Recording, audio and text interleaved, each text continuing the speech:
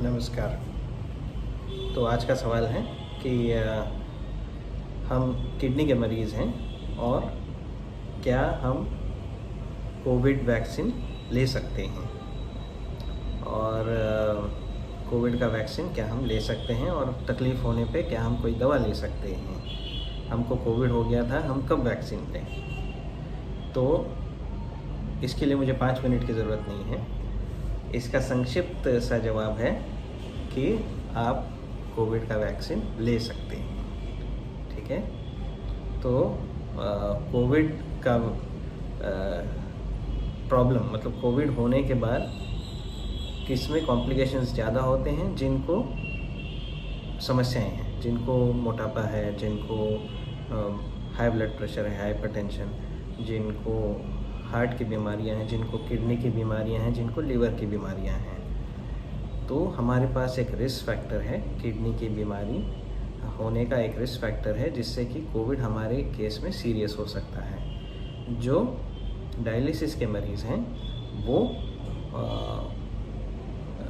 उनमें कोविड की सीवियरिटी ज़्यादा रहती है, और compare to normal population and compare to transplant population. अगर किडनी ट्रांसप्लांट हो चुका है तो कोविड का रिस्क, कोविड होने के बाद कॉम्प्लिकेशंस होने की रिस्क थोड़ी बहुत कम रहती है डायलिसिस के मुकाबले।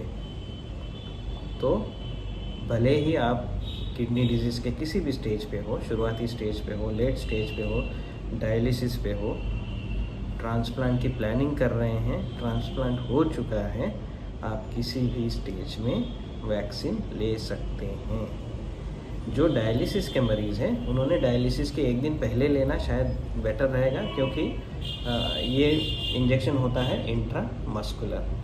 तो डायलिसिस में जो हेपारिन देते हैं जिससे खून पतला हो जाता है, उसकी वजह से अगर इंट्रामस्कुलर दवा हम उसी दिन लेते हैं जिस दिन डायलिसिस हुआ है, उस दिन ऐसा ना हो कि ब्लीडिंग हो जाए।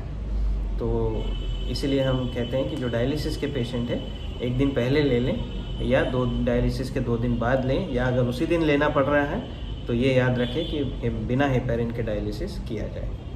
तो ये एक ज़रूरी बात होगी डायलिसिस के मरीज़ों के लिए। कुछ लोग जो वारफरिन जैसी दवा ले रहे हैं जिससे खून पतला हो जाता है, या लंबे समय के लिए कोई इंजेक्शन ले रहे हैं जिससे खून पतला करने की कोशिश कर रहे हैं, उन्होंने बिल्कुल अपने डॉक्टर से सलाह लेके ही ये इंजेक्शन लेना चाहिए, कोविड का वैक्सीन लेना चाहिए। कोई भी वैक्सीन ले सकते हैं, चाहे वो कोविशील्ड हो, कोवैक्सीन हो या स्पुतनिक हो, इन तीनों में से कोई भी वैक्सीन ले सकते हैं। इसके बारे में कोई सोचने की ज़रूरत नहीं। उनका जो भी शेड्यूल है उस शेड्यूल के हिसाब से लेना है। किसी का 1 महीना है, किसी का 2 महीने हैं, किसी का 3 हफ्ते हैं। तो जो भी शेड्यूल है उस शेड्यूल के हिसाब से लेना है। तो पॉलिटिक्स की बात छोड़ दीजिए, साइंस के हिसाब से जो शेड्यूल बताया गया है, कंपनी ने जो शेड्यूल रिलीज़ किया है उस शेड्यूल पे लेना है। अगर आप ट्रांसप्लांट की तैयारी कर रहे हैं, जितना जल्दी हो सके वैक्सीन ले लीजिए, क्योंकि 15 दिन का गैप अगर मिल जाता है दूसरे डोज के बाद, तो ये सबसे सही सिचुएशन रहेगा ट्रांसप्लांट करने के लिए। और अगर ट्रांसप्लांट आपका हो चुका है तो हो सकता है जब आपकी दवाइयाँ सबसे कम डोज में हो तब लेना शायद बेहतर रहेगा, क्योंकि इन दवाइयों की वजह से हमारे बॉडी में एंटीबॉडीज़ बनेंगी नहीं कोविशील्ड या कोई वैक्सीन लेने के बाद।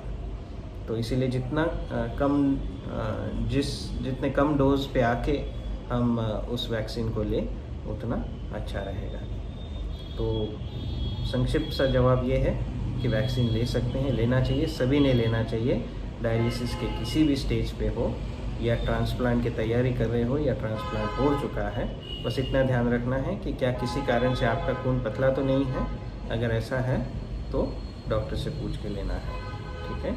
तो कोई भी दवा और डायलिसिस और वैक्सीन के बाद जो दिक्कतें होती हैं उनसे घबराना नहीं है।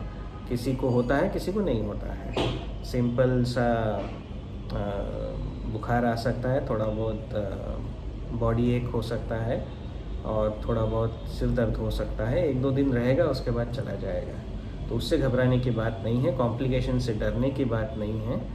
तो बिल्कुल कोविड का वैक्सीन लीजिए। तीसरे वेव को हमको डिफीट करना है, तीसरा वेव हमको आने ही नहीं देना है। अगर सब लोग वैक्सीनेटेड रहेंगे तो तीसरा वेव नहीं आएगा। ठीक है, थैंक यू।